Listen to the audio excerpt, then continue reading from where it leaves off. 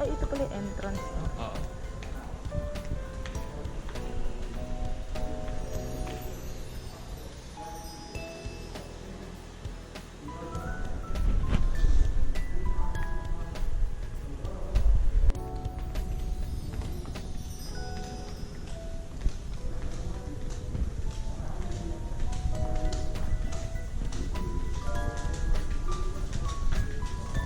Sayang walang restaurant. Oo nga. Kaya di ko alam kung anong pwede.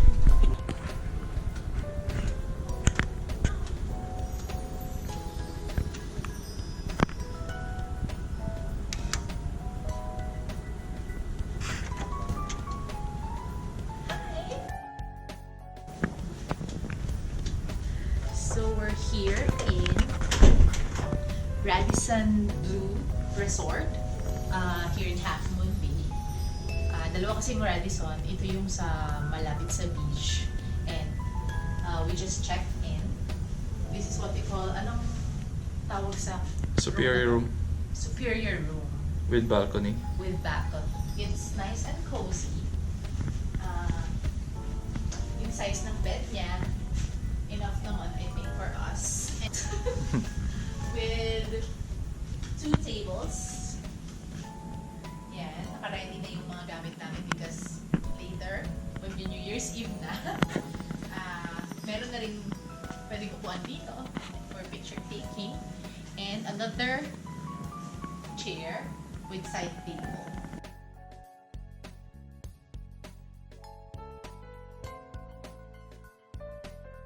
And meron na rin siyang TV in front of our bed. So I don't know kung ano lang palabas dyan, baka mga...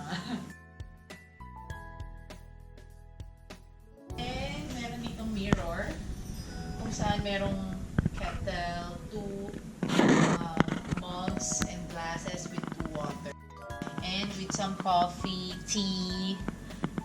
Pero itong mga gamit nito sa amin to, yung bread, tsaka biscuits. Nagagamitin namin later. We have also enough room for our Stuff. clothes for 2 days. Yan, meron na siyang safe and 2 drawers, which is enough naman for us too.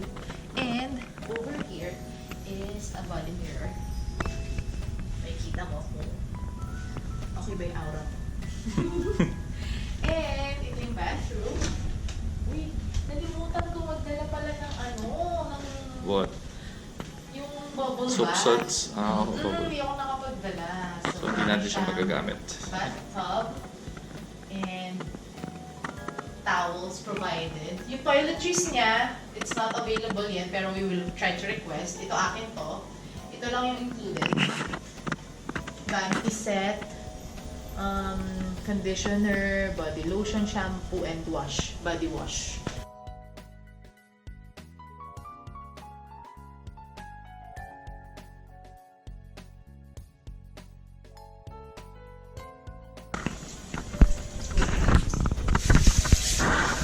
Nagre-request kami ng toothbrush.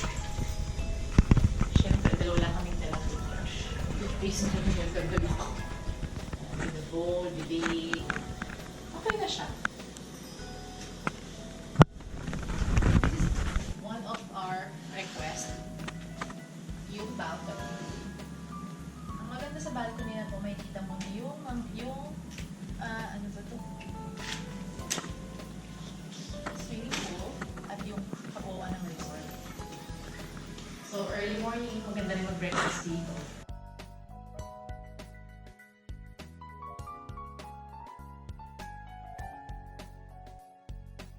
Upo ka lang, makikita mo yung view.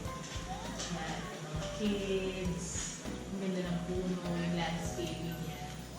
At ang best ano ngayon, this is the best season kasi ang lamig. Hindi siya ganun kainit. Kasi we all know naman na ang Saudi Arabia is a hot place. Ngayon, hindi siya ganun kainit. Tama lang yung init ng sunlight niya. Dahil it's December. It's December to remember.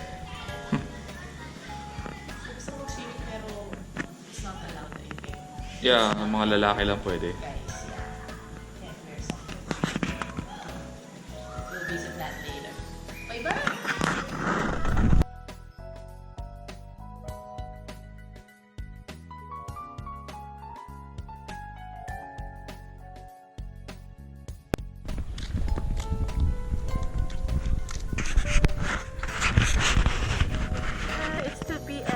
haven't eaten our lunch. Gutom na kami. Wala palang malapit na restaurant dito. Maybe we'll just order sa restaurant nila. Yeah.